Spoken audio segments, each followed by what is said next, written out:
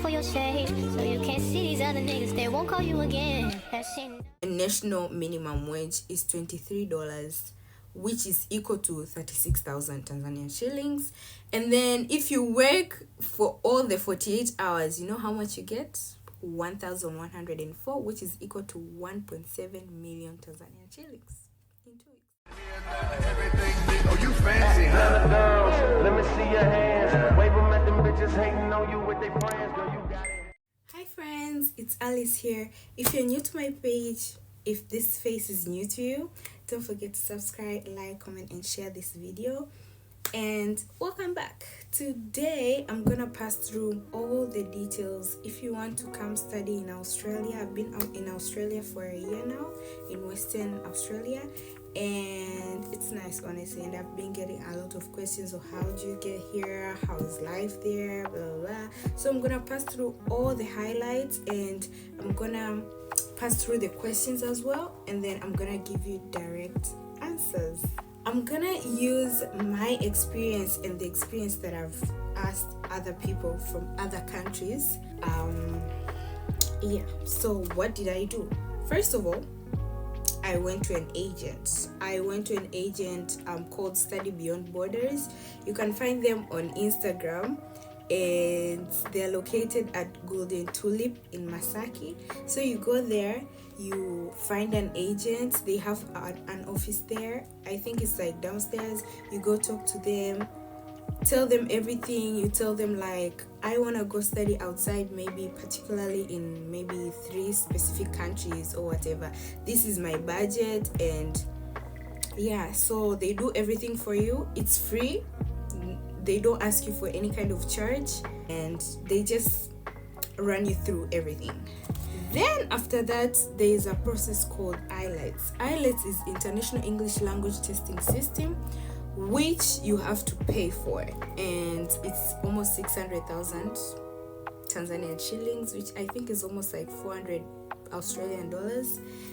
This exam is done at the British Council in Samora Avenue, Posta, like opposite to Posta. Like in the IELTS exam, you take 4 exams: speaking, reading, writing, and listening. In speaking is normally done in a different day. So you'll be called into a room, you'll meet this guy, woman, whatever, and they'll be asking you to test your speaking skills, like maybe what's your name, what you like, blah, blah, blah, and you explain all those things. Reading is like, so for Tanzanian people, we have done this for like since primary. You're given up different paragraphs to read. As much as you go, the harder it becomes. You read, then you answer questions, and they're normally normal paragraphs. Maybe one will be like a story, another one will be like maybe something related to your body, like I don't know, the digestive system, how does it work, blah blah blah. Then you answer the questions. Writing, on the other hand, you're given just normal essay questions. For example, I remember I was given like how does the hydroelectric system work, and also the importance of museums. Like, are museums important? Why do you think they're important? Right? Like 5 advantages. Like it's normal. Then listening, you're given like these huge, what are these called, headphones, and you listen to something, then you write down, filling the blanks. Like maybe Alice and Tanatsua were in a restaurant doing this and this and this, the whole story. Then now they ask you, maybe Alice and Tanatsua were in the restaurant doing what. So it's practically easy, and you need to get an average of I think 6. You don't need to get below 6 in all of them, and your average should be like 6. Then from there, visa is 50 USD. I don't know how much it is in Tanzanian shillings. And in Tanzania, we don't have an Australian embassy, so you're applying online because the Australian embassy is found in Nairobi, Kenya. Yeah, so you apply your visa. I'll put a link. You can find the link down below. Then you choose. There will be like a number of visas, and then you choose the student visa subclass 500, and then from there it will take you through everything. It literally takes you like, I don't know, it's not that long. And then because you're a student also, it doesn't take that long. For me, thank God, I got my visa like in 2 days. It wasn't that long. Some people it delays, I don't know why, but yeah. Things you must have when you come to Australia: you should have a driving license, because most of the jobs, like, I don't know how to tell you this, just have a license, okay? These other things will come later. Have bank cards, CRDB preferably, because it's an international bank and it's worldly known. But if you can get Stanbic diaspora account, it's better, because CRDB, sometimes you may go to a shop and it declines, like it literally declines, and then what, you have to return everything back. So get yourself a Stanbic card, it doesn't decline. Speak of the light, now I'm gonna pass through universities in Australia. Specifically, I'm gonna speak about Western Australia, Perth, because I haven't really researched about other areas. Perth is the most cheapest city in Australia, and it's where you get the cheap universities and stuff. But if you know you have money, you can go to Sydney, you can go to Melbourne. It's beautiful, honestly, but it's hella expensive.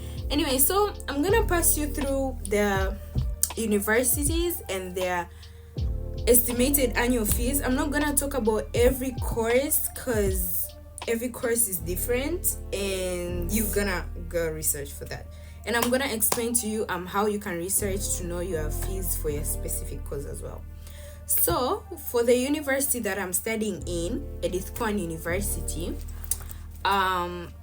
the annual fees ranges from 31,000 to 40,000 Australian dollars, which is equivalent to 49 million to 64 million in Tanzanian shillings. And then Carleton University ranges from 29,200 Australian dollars to 39,200 Australian dollars, which is equivalent to 46 million to 62 million Tanzanian shillings. ECU and Carleton University are almost similar. Carleton University is very beautiful. ECU is beautiful. It has like 4 campuses. It has one is being built at the city. It has Banbury, it has Mount Lawley, and it has this main one, the Joondalup one. And the Carleton University, I think it has, I'm not sure how many campuses it has, but I know one, which is near the city. I don't remember exactly where. Then there is a Murdoch University. That's also 30,000 to 51,000 Australian dollars, which is equivalent to 48 million to 81 million annually. Then the best university in Western Australia is called the University of Western Australia, which ranges from 54 million to I don't know what. This one kept on giving me specific courses, but then I can't speak of specific courses because I feel like you guys need to go check that out yourself. So how to check your fees? Go to the university that you want. For example, search Edith Cowan University. Then it will take you to its display, whatever. Inside it, it will give you a search bar. Search international student fees. Then when you search international student fees, it's gonna give you like fees calculator, money matter, like something related to it.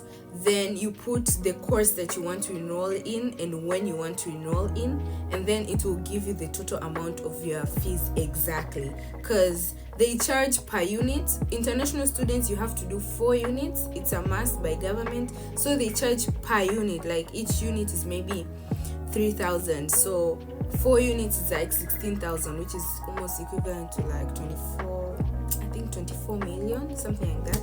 So depending on your course, that's how they charge. Another thing, for people who want to study medical, doctor and stuff, I'm gonna welcome Faith, and she's gonna explain everything you need to know, because that's not my field at all. I've been trying to research it for you guys, but I really can't get. I think it's better that she explains it to you, so I'm gonna pass it to her. What's up, guys?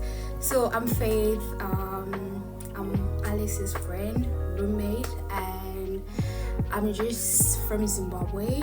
I'm a nursing student here in Australia. I'm studying at ECU, and I'm just briefly going to talk about how life as a medical student is.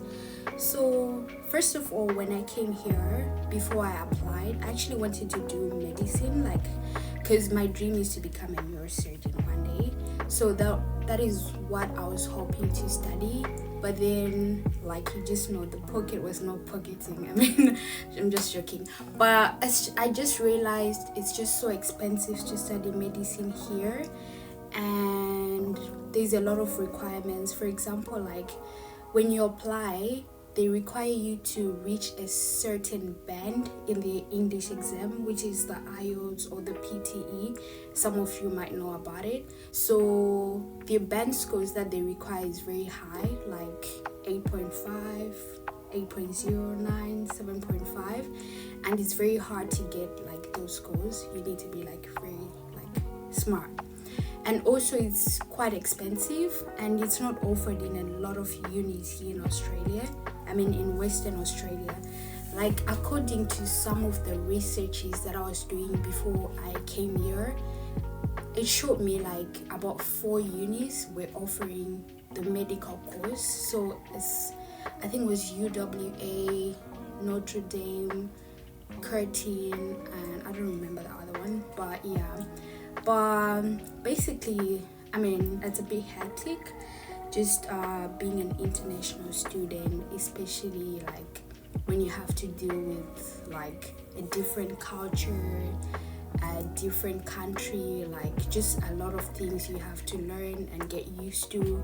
And you have to also adapt to your learning environment. You know how we do things in Africa is a little bit different to how things is done here. So I mean, there's a lot to adjust and to learn from, but I mean, you get the yeah, it'll be alright. So with the nursing course which I'm studying, you initially when I started, I applied and I was just coming straight from high school, so I had to do a pathway. There's this pathway that they have just recently introduced for international students. So you can't actually straight away from high school come here and go to the uni straight away. You have to go through the college, which is where you do the pathway. So you have to do a diploma for a year before you actually get into the uni to study the actual degree for you to become a nurse. So I did the pathway for a year and then graduated, and now I'm at ECU, and yeah, I'm just trying to survive. It's a lot of work. The college and the uni is totally different. At the college, the way things are done, the way you study, the way you learn, it's just a bit friendly compared to the ECU. I think Alice, you can agree with me. Yeah.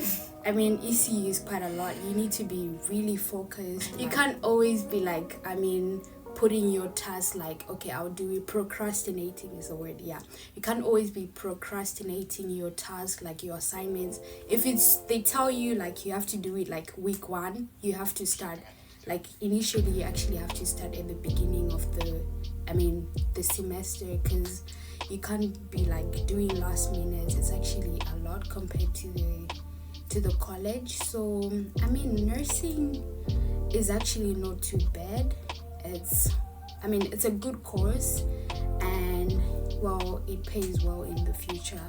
But for medicine, yeah, I mean, you have to be really financially stable for you to do it, and you also have to be a bit smart, and yeah. But I mean, for those that would want to do it, I mean, you can also do your own researches. This is just briefly what I had done, and I don't really know much about it because I'm not studying it, but yeah, you can do your own researches. And we'll just leave the links down below and for you to guys to have a look at and just but thank you. Okay, so I just researched about Curtin. So Curtin has 3 campuses. One is in Malaysia and one is in Dubai. And Murdoch University has also 3 campuses, one here, one in Dubai, and one in Singapore. Next, I'm gonna talk about accommodation. I know most of you were asking me about accommodation. I'm gonna speak about that. So, accommodations here, you pay your rent per week. Do you hear me? Per week. So every single week you have to pay your rent. So like they collect their money fortnightly, which means every 2 weeks, but then the rent is per week. So the rent prices range from 195 Australian dollars to 500 Australian dollars, which is equivalent to 313,000 Tanzanian shillings to 802,000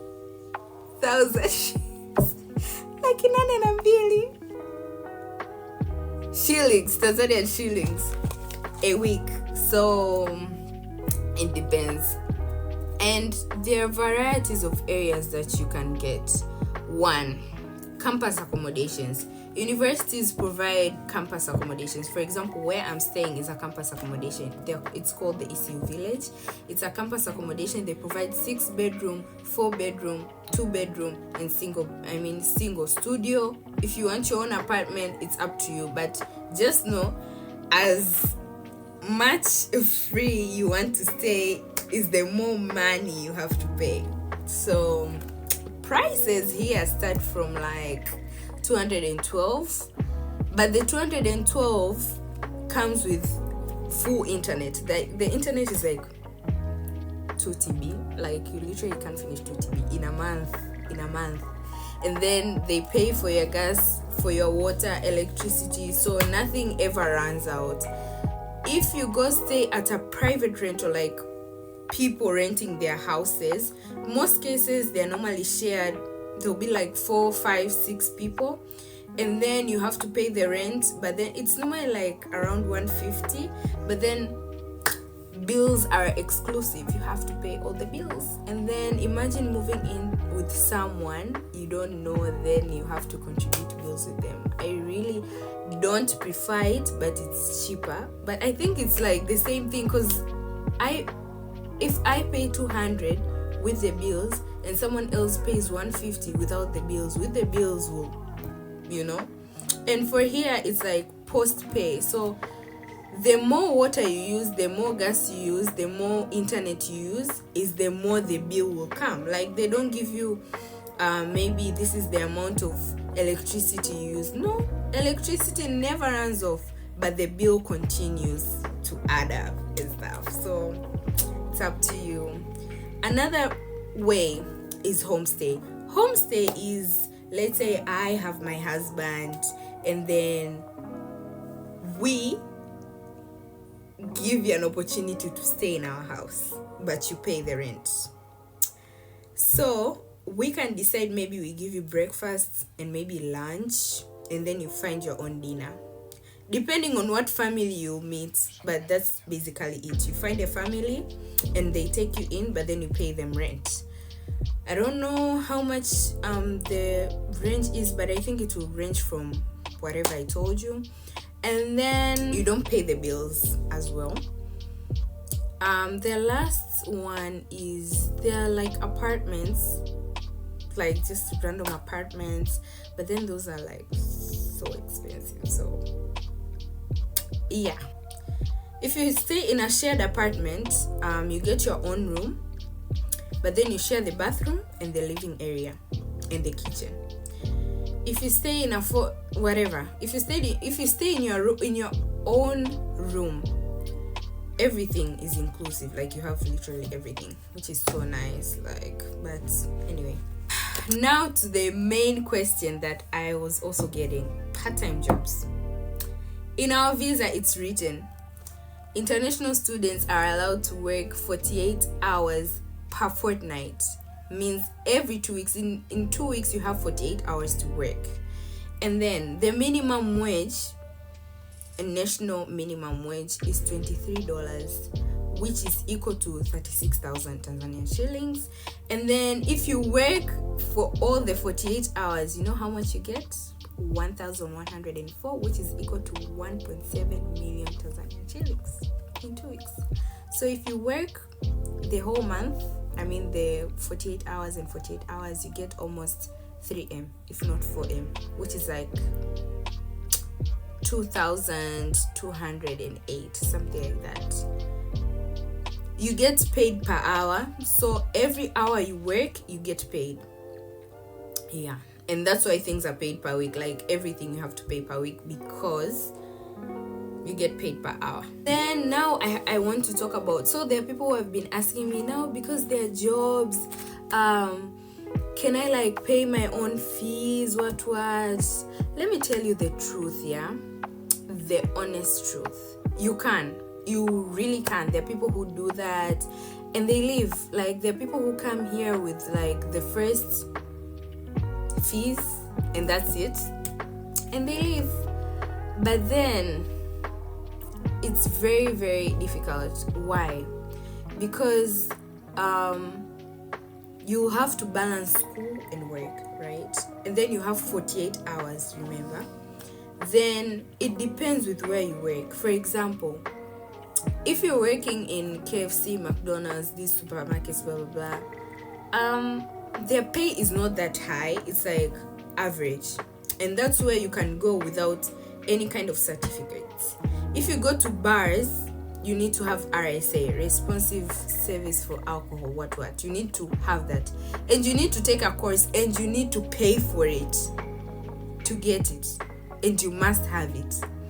If you want to work for disability and aged care, they need a lot of things. I know they need first aid certificate, they need NDRS, I think something like that, certificate, and you do these courses online and you pay for them so that you can pick up shifts. So in general, it means that you may get shifts or you may not get shifts. So if you don't get shifts, then it means you don't get money, and then now you're stuck and you must pay fees. Because for us, you must pay fees before like starting uni, you know, like you must pay fees for international students. For these students here, like they don't even ask for it like that early, but for you have to pay for it. And we pay fees every, you know, like July and February. So you need to be working to get that money.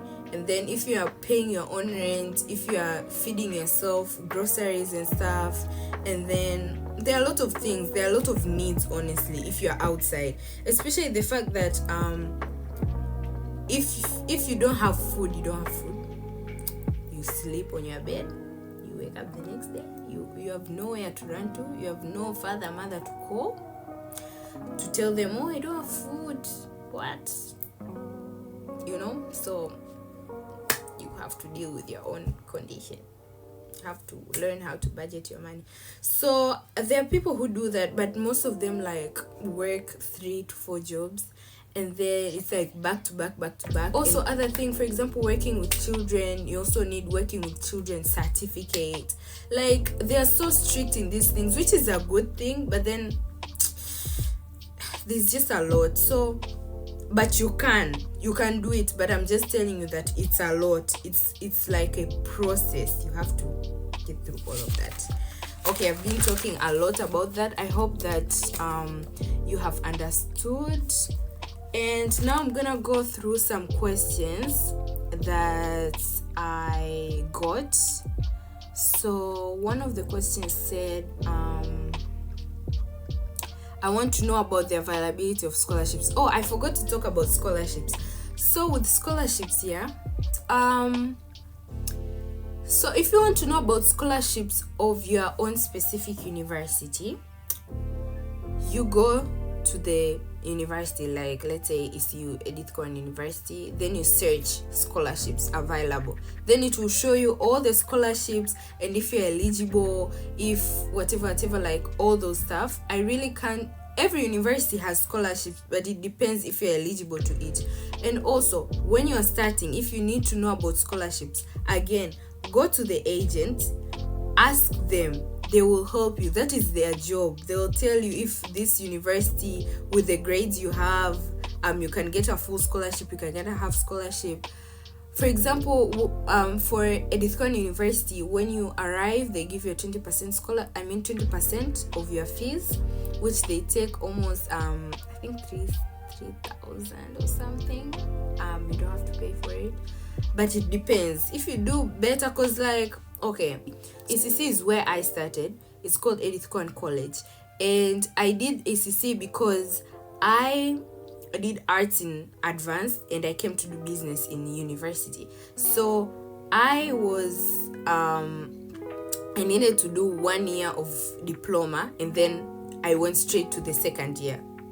It's like I'm already in my second year. I'm actually almost finishing. I'm halfway. So yeah. And so if you do well at ECC, right, if you do very well, they return you back all your money. Like literally all your money you paid for, they return it back. If you do well, I think in a specific, let's say it's business, I don't commerce, they give you like 2,000. Like you get your money back, you know, if you do well and stuff like that. So it's up to you. How's life there? I'm gonna speak about life and everything else in my part 2. No application fee. There is no application fee, you just apply. Are there many Tanzanians? No, they are not. They are not, like, at all. So you should come and give us company, yeah, and stuff. And then what's the most thing you are in love with it in there? Well, what do I love? I love everything here. I really love everything. Yeah. Are there lots of leisure places? Australia is full of beaches, so it's you. Like beaches are everywhere. And then there are also other areas. Like there are a lot of leisure places. Like I don't know. Like I think you get everything you want, whatever you want. Clubs. If you're a club person, if you're an arcade person, if you're a watch, shopping, whatever, you get everything. Everything is there.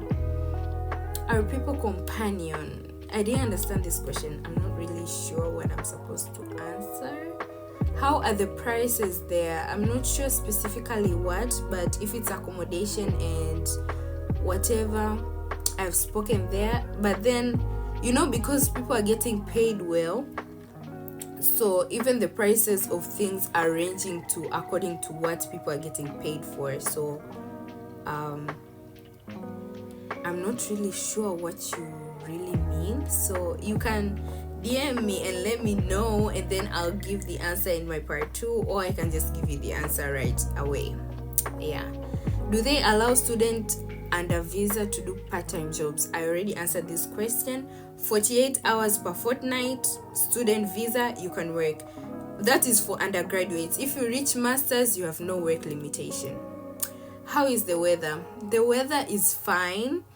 So the weather is exactly like Tanzanian weather because we are both in the southern hemisphere. So when you see that it's hot there, it is hotter here. When it's cold there, it is colder here. Like now is spring, and then December is gonna be summer. It's gonna be hot. Then I think it was winter from like June-ish, July-ish, August and stuff. It was cold. It gets really cold, but it doesn't snow. It snows in some parts, like, yeah, but it doesn't really snow, but it hails, yeah. It gets to like 5-2 sometimes at night, but it doesn't snow. Okay. How much does someone need monthly to live an average life?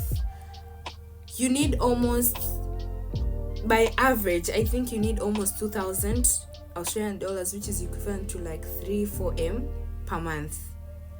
That includes rent. and food and everything. Yeah, depending on your budget though, I'm just saying.